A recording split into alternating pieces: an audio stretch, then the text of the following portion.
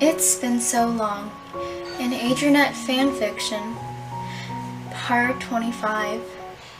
Lila pressed the metal button and smoothed out the front of her shirt. She wasn't nervous, per se she rarely was, just anxious for what to come in a sense. Natalie's voice rang out from the speaker, asking who dare disrupt the peace within the aggressed house. "It's Lila," she chipped, hating herself for the high-pitched tone of voice she had to use, but alas, it had to be done.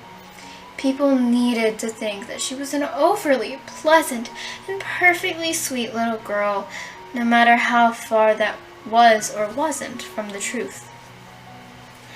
"Come in," Natalie's deadpan voice rang throughout, giving off total "I do not get paid enough for this" type of vibe.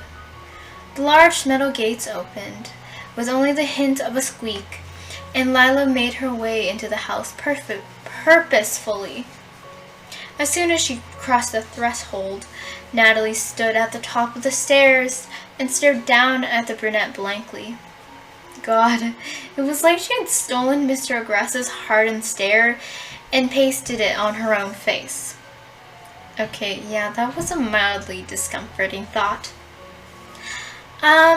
I have cookies for Adrien.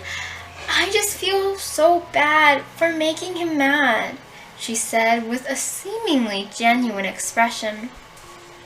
Natalie nodded and beckoned for her to follow. Silently, she led her to Adrien's room, stopping right in front of it to knock twice. The sound of the fist hitting wood echoed throughout the quiet house, almost sounding as terrifying as it was different from the silence. "Adrien," Natalie said blankly. The door opened to reveal the blonde in question. His face went from confusion to clearly terribly concealed annoyance. Lila felt her insides twist. Chloe was often on the receiving end of these looks, though she had never noticed, but Lila wasn't a hapless idiot. Genuinely, it hurt to know that someone so nice just wasn't happy with her. "Hello, Adrien," Lila said with a smile, holding out the tray of cookies she had made. "Hi," Adrien said stiffly, looking back and forth from her and Natalie. Well, I made you cookies." "I see." Okay, to say the least, there was a very awkward silence for a minute or two where Lila honestly had no clue on what to say or go from. I wanted to say sorry. I don't know what happened, but you've been kind of mad at me lately."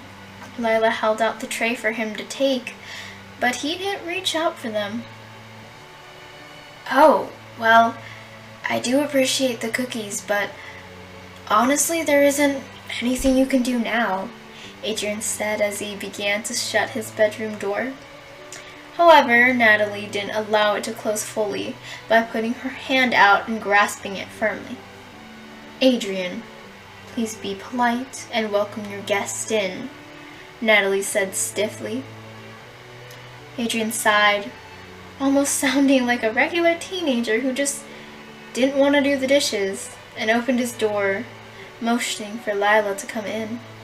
Gingerly, which was very unlike her, Lila stepped into the room. She'd been here before, but it always surprised her how big his room was. Did you get a new pool table?" "No, I didn't." "Oh." Adrien didn't even look at her. Instead, he migrated to his desk and pulled out a textbook, probably to do homework, which was honestly something she never did. Despite that little caveat, "Are you doing the science homework?" Lila asked, trying hard to make conversation. Adrien shook his head. "We weren't assigned any. he said, using a familiar, cutthroat and straightforward tone that his father liked to use. Although it was a lot less condescending when Adrien used it, just more standoffish than what he normally spoke like. Did I tell you about my trip? Lila tried. Adrien didn't respond for a minute. You went to Seoul? He asked, and Lila nodded enthusiastically. He was finally engaging in conversation. Thank God. I heard about it yesterday. Oh, well, scratch that. He still was not even looking at her. How could a textbook about whatever be more interesting than one of his friends, albeit estranged, but friends nonetheless? Lila decidedly backed out of the room, not that Adrien really even noticed. Okay, I'll go now. I'm really sorry.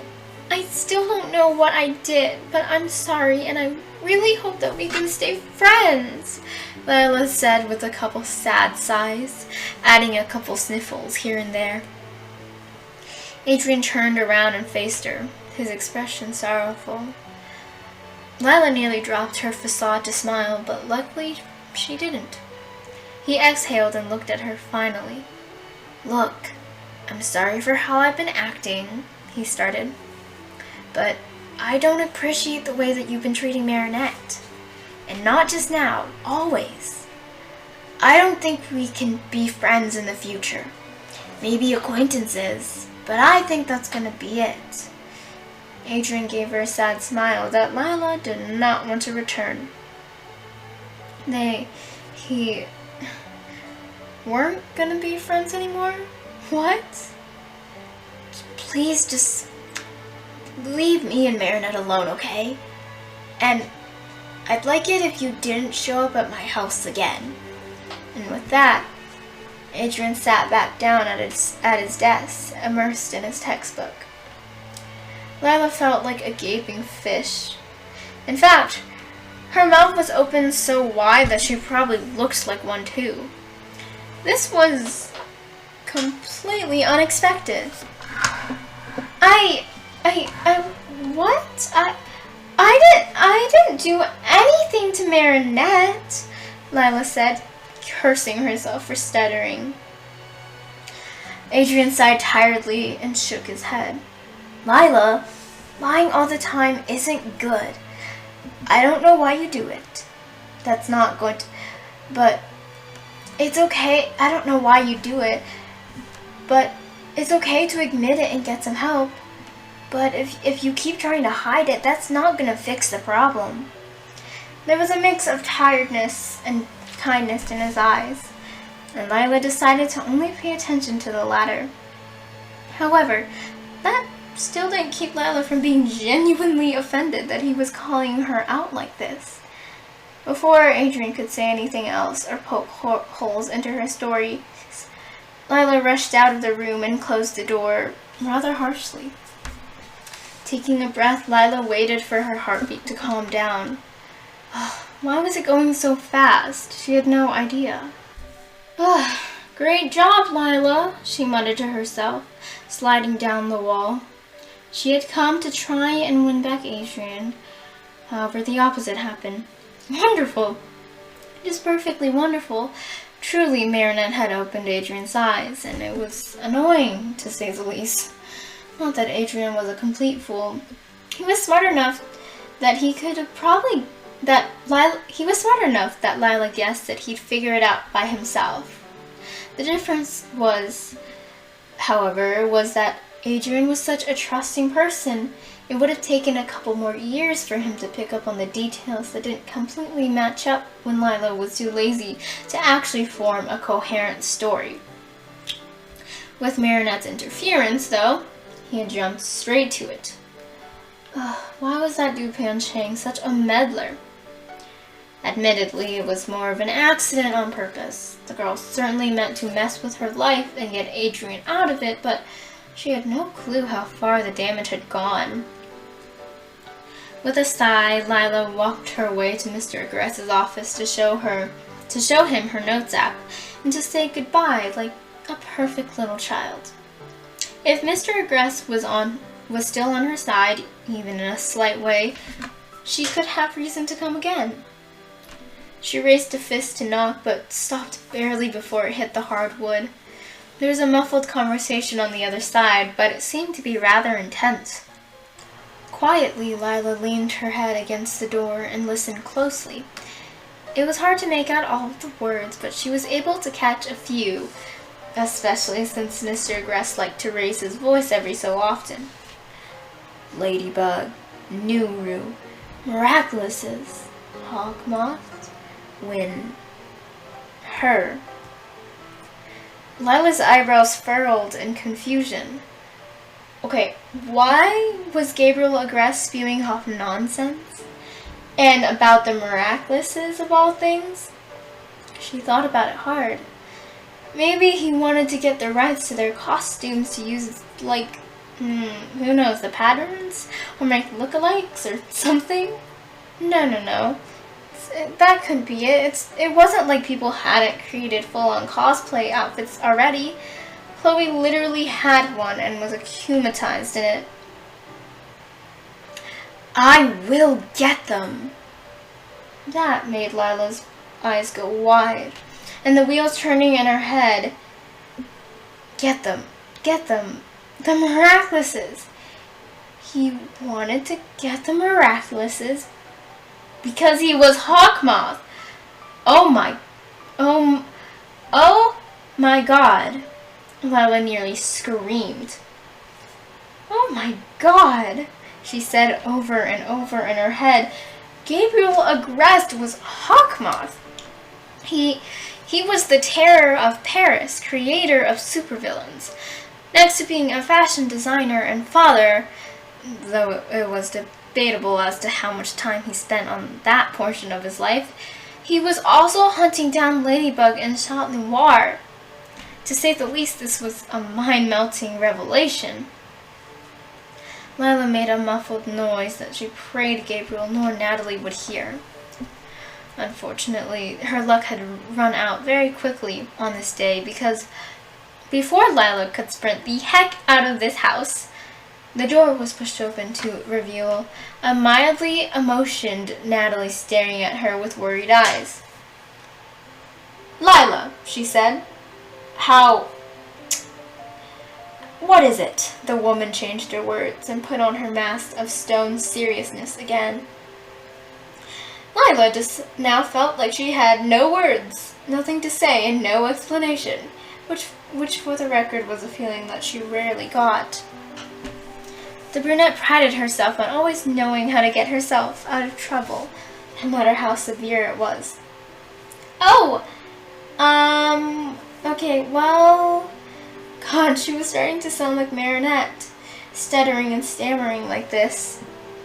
I was just about to leave, and I wanted to tell you the updates on Adrien and Marinette in class, Lila said with what she hoped was a convincing smile.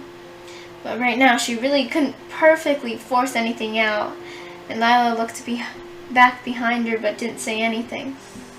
Now, Lila only had a couple of seconds to play her next move, and to be fair, she only had two, though they were hard to make choices. One, she could run out of the Agrest mansion, knowledge in hand, and make do with it, whether it be telling the world to be seen as a hero, or use it as a bargaining chip with Ladybug. Or she could admit she figured out his whole scheme and fit herself into it somehow. After all, the enemy of my enemy is my friend and all that. It may also win her some points and put her back into Mr. Agrest's graces again, which was something that she definitely needed right now. Working with him, even in a slight degree, may allow her to cause more trouble for Ladybug, which was always ideal. But what if he wasn't okay with the idea of adding another person to his operation, since, well, clearly Natalie knew? That could mean disaster for her. Who knows what he would do to Lila? Force her out and back into school? keep her away from Adrien. His influence was limitless, and considering the fact that she had been able to toy with nearly everyone in the city, that was saying something when it came from her. Lila Rossi could not fare against Gabriel Agreste, so those were her two choices. Lila sucked in a breath and made it in a flash, praying to whatever the heck people prayed to that her choice was the right one. I also overheard you two talking. Lila nearly rushed out to the point of incoherence. Natalie froze her movements to shut the door. How long have you been standing here? She asked. Lila bit her lip. A couple of minutes, she admitted. Gabriel called for her to enter the room and for Natalie to shut the door behind her. Lila could feel herself growing nervous. Okay, maybe this wasn't so much a good idea. One could just argue, in a very weak way, that telling a supervillain / terrorist that you knew their secret identity was kind of a dangerous and reckless idea. Gabriel Agreste looked at her with a hardened stare. What, if anything, did you hear? He asked tentatively. Out of the corner of Lila's eyes, she noticed Natalie looking back at her boss with barely readable panic. I know you're Hawkmoth. Okay, well, you see, blurting it out was not really a part of the plan, but now it was out. Gabriel didn't say a word, and Natalie was also too stunned to speak. Lila forced herself to take deep, calming breaths. I just overheard you guys talking about the Miraculouses and Ladybug and Chat Noir and getting them and all that, and it all clicked. Lila rushed out her explanation. She looked at the adults in front of her and waited for their response. Now, for context, Lila had only seen Gabriel with an actual showing emotion on his face so few times she could count them on one hand. At this very moment, there was a finger added to that hand. Mrs. Rossi, are you planning on indulging into this information with any hierarchies? Mr. Agreste asked her. To that, Lila shook her head. No, she said with no waver in her voice. I would like to work with you, Lila asked next, praying that something would finally go according to plan. We have a common goal. I want to get rid of Ladybug.